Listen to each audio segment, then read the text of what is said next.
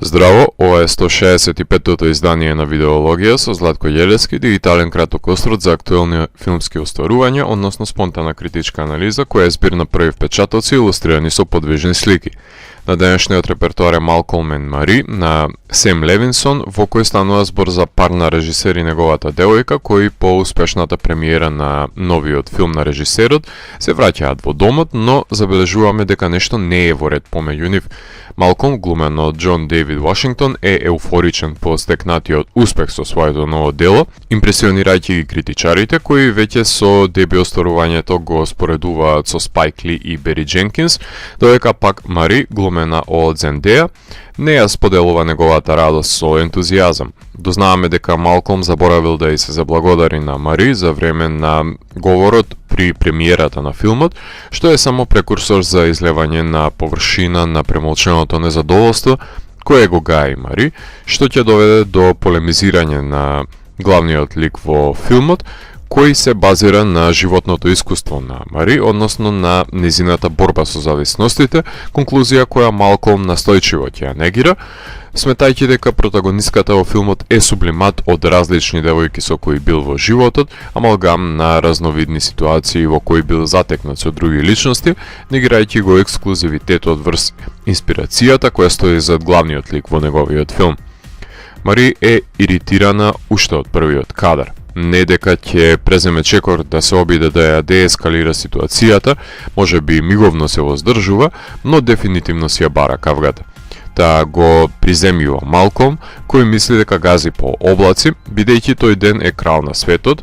берејќи ги плодовите на трудот, меѓутоа не го негира фактот дека е нарцисоиден режисер, кој е неблагодарен за искреноста и посветеноста која ја добива од Мари, која смета дека е сватена здраво за готово и се чувствува искористена за потребите на неговиот лик, не баре Малколм одгризал дел од незиниот живот, украл парче од неа без нејзина дозвола. Впрочем, со новиот наплив на информации, без употреба на флешбек, гледачот дознава дека Малколм бил покрај Мари, која според него не е истрајна и трудолюбива, туку автодеструктивно станала поклоничка на наркотиците и значителна била неговата поддршка за пребродување на зависноста, така што тука веќе гледачот започнува да игра пинг-понг со префрлување на вината и сочувствување со различната страна, која во даден миг има поголеми изгледи за доаѓање до вистината. Затоа е тешко да се впери прстот во антагонистот, бидејќи повеќе димензионалните ликови се комплексни креации. Секако дека доколку си легнеа во кревет по премиерата, наместо да варат макарони, немаше да погледнеме интригантен филм. Мари се раздвижува откако еуфоријата на Малколм од премиерата стивнува, Зендеја театрално се пресоблекува, а Вашингтон е фиксиран при незиното ревносно излевање на неспокојот. Всушност, актерите танцуваат со своите изведби низ просториите, што во комбинација со кадрирањето, со помош на блокирањето и употребата на севкупната палета на филмскиот јазик, овозможува оваа творба да не се перципира како театарска представа во еден чин, лечејќи се од болестите од кои патат Мари низ Black Bottom и One Night in Miami. Филмот беше повеќе од потребен да се сними за двајцата актери да ги сватиме посериозно. Вашингтон по Black Klansman за прв пат го гледаме како се соживува со некоја улога и можеме да го установиме неговиот досег како актер, затоа што секако дека нема да можеме да ја согледаме неговата посебност и способност во имперсонален филм како тој на Кристофер Нолан. Филмот е предизвик за двајцата актери, кои се дораснати за улогите со масивни диалози и монолози. Мари е непредвидлива, енигматична, со мистерија која ја крие под велот на индигнацијата, не се знае што ја е на ум, со што дополнително создава тензија, па дури и кога ќе соопшти дека е во ред, воопшто не е.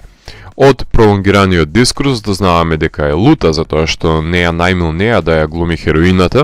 и неретко испробува да се вгнезди во предодредена улога на жртвата во делото, која што треба да се носи со Малколм дечкото, како што критичарката треба да се носи со Малколм режисерот, особина која дополнително го иритира незиниот дечко. Таа добронамерно го советува да не ги брка луѓето кои го приземјуваат.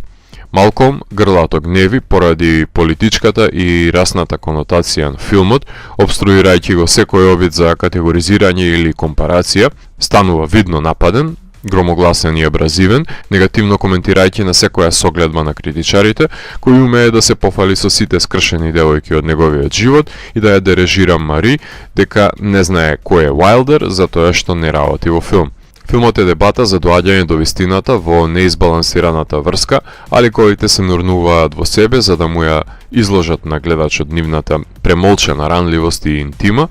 душевно соголувајќи се пред него. Луксузниот стан, наместо да делува како упориште од светот, станува бојно поле за меѓусебна пресметка. Се смеев исто како Зендеја која го слушаше Вашингтон како ги критикува критичарите, читајќи рецензијата на LA Times за неговиот филм, посебно кога ја напаѓа за мешањето на Доли и Стедикем и употребата на истата леќа. Филмот дава силна критика на површноста на филмската индустрија, во која се узурпира нечи талент и потенцијал за да се подмачка машината за перење пари со медиокритетни лего филмови, наместо со автентични авторски творби. Сепак, филмот откако ќе го сними режисерот не припаѓа на него, туку препуштен е на критичарите и нивниот морален и етички код да го анализираат и доближат до гледачите. Колку и да не му се допаѓаме на Малколм, ние сме тука за да дозволиме квалитетот на излезена површина и да спречиме да се стават на пиедестал епигонални плитки и површни дела. Вперен е и прстот кон хипокризијата на медиумите, бидејќи никому не му е грижа што авторите кажуваат во делата, кога нивните старлети зборуваат за сиромаштија со фустани од $2000, сведувајќи ги уметниците на проститутки, а не на радикали какви што сакаат да бидат перципирани од јавноста.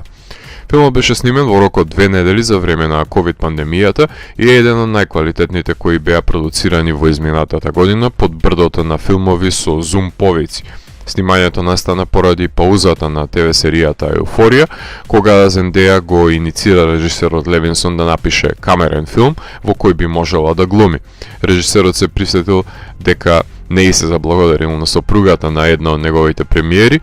и би Малколм енд Мери. R&B артистот Лабиринт вметна кратки игриви инструментални композиции по завршувањето на кавгите, затоа што тие немаат никаква функција насреде нив, но секако дека повпечатлива е наменската употреба на композициите, со кои ликовите се обидуваат да се поистоветот, за да ги пресликаат премолчените емоции преку лириката на песните, склоност кон тарантиновскиот метод. Хулио Перес го монтира филмот, кој има впечатлив диалог, така што успева да ја разбранува динамиката на делото до тој степен што во ниту еден миг не го губи вниманието на гледачот во овој рингишпил на емоции. Од трекинг кадарот кој го следи во чекор Вашингтон до Зендеја, која е врамена во кадарот кај што пуши цигара низ вратата, можеме да забележиме дека унгарецот Марсел Рев, кој го сними одличниот White God, потоа го естетизираше Jupiter's Moon, Assassination Nation и е задолжен за колоритната експресионистичка визуализација на Еуфорија, има намера да ги искористи сите алатки на располагање, за да улови впечатливи кадри од сите можни агли во просторниот интериер, во кој се наоѓаат ликовите, прикажувајќи ги во двоплан кога се во преписка или во преградка, како и во поединечни кадри во кои молчеливо дозволуваат да бидат консумирани од просторот во кој се наоѓаат. Не се заробени во него, но не се ни слободни. Филмот е снимен на 35 мм филмска лента, што дополнително додава текстура и нова оживотворена филмска димензија, а Марсел се поигрува со фокусот на среде расправија на одличен начин, неретко искористувајќи ги и рефлексиите на ликовите во огледалото и секако дека комично делува Вашингтон кога е изфрустриран во широките планови. Уште од првиот филм на режисерот Сем Левинсон од 2011 година, Another Happy Day, можеме да заклучиме дека има вештина да ги извади на површина потиснатите пориви на членовите од фамилијата, кои за време на престојната свадба одлучуваат да влезат во вербален конфликт, сценарио кое беше наградено на Sundance, што говори за неговата умешност во маневрирање со градацијата за ескалирање на конфликтните ситуации, што е значенска особеност која е надоградена во неговиот нов филм. За жал, крвавиот филм Assassination Nation не го доби потребниот фалоспев, ниту од моите колеги, ниту од широкиот аудиториум, иако јас бев гласноговорник кој ја потенцираше квалитетната разработка на значајните феминистички проблематики, кои ги заговараше овој забавен филм за 4 убијки. Меѓутоа, артхаус љубителите не се способни да ги согледаат во жанровскиот филм, а жанровските љубители не сакаат многу да им се мудрува во насилниот филм. Барем за ТВ серијата Еуфорија сите ќе се согласиме дека ги надогради coming of age елементите на визуелен план и создаде дело кое е реминесцентна слика и прилика на денешната младина која лута низ животните ќорсокаци. Меѓутоа, сметам дека мора да се погледнат нултите епизоди од серијата, кои се ботл епизоди, односно епизоди на една локација, подкрепени исклучиво од дијалошка конструкција, налик My Dinner with Andre, на неговиот татко, односно на одличен начин ги илустрираат несигурностите на главните ликови, постапка која може да се паралелизира и со неговото ново филмско остварување. Левинсон најпрвен имал идеја да напише Кейси undercover хорор сценарио, кај што Зендеја би била обседната со низината улога од серијата, која би ја глумела и надвор од неа, но за жал нема да го погледнеме тој филм, затоа што абсурдноста на таа идеја не и се допаднала Зендеја, па наместо тоа го добиваме сценариото на Малколм енд Мери. Иако филмот јасно ги смеваше сите тие кои ги ставаа филмовите на афроамериканците во една категорија, не баре предодредени се сите филмови да бидат политички и расно мотивирани, што се рефлектираше и во реалноста, кај што се појавија гласини на токсичните социјални мрежи, како се дрзнал Белес да сними филм со афроамериканци, демек не ја застапувал нивната агенда, што говори само за неукоста на гледачите кои имаат право на неиздржано мислење и интернет конекција да го споделат незнаењето со јавноста, не сваќајќи го монологот на Малколм дека секој режисер, без разлика на неговата боја на кожа, раса и пол, може да сними филм за што сака и за кого сака, затоа што постои мистерија во силната мотивација која стои зад идејата за снимањето на филмот, која никогаш не е на дофат на гледачот. За мене ова дело е овогодинешниот Marriage Story и антипод на The Wife. Настана вистинска војна за надавање за правата за дистрибуирање на филмот, кој купи Netflix за $30 милиони, надавајќи ги HBO и Searchlight, како и A24, иако филмот и тоа како ја исполнува визуелната естетика за да се најде во нивниот каталог, но беше прескап за купување. Ако заслужува некаква номинација на престојните награди, тогаш тоа треба да биде за актерските достигнувања. Иако намерата на филмот со својата анахроматичност е да изгледа на црно-белите филмови во кои немало многу афроамерикански актери и актерки, лесно може да се повлече паралела со визуелната естетика на Ланоте на Антониони, The Servant на Джозеф Лоси и Кој се плаши од Вирџинија Волф, како и аналогијата со ликовите на Џон Касаветес, меѓутоа не ја доловува нивната спонтаност. Содржински, иако е сроден, далеко е од квалитетите на Shame на Ингмар Бергман и Ice White Shot на Стенли Кјубрик, но морам да истакнам дека хендикепот од локацијата е искористен во своја полза.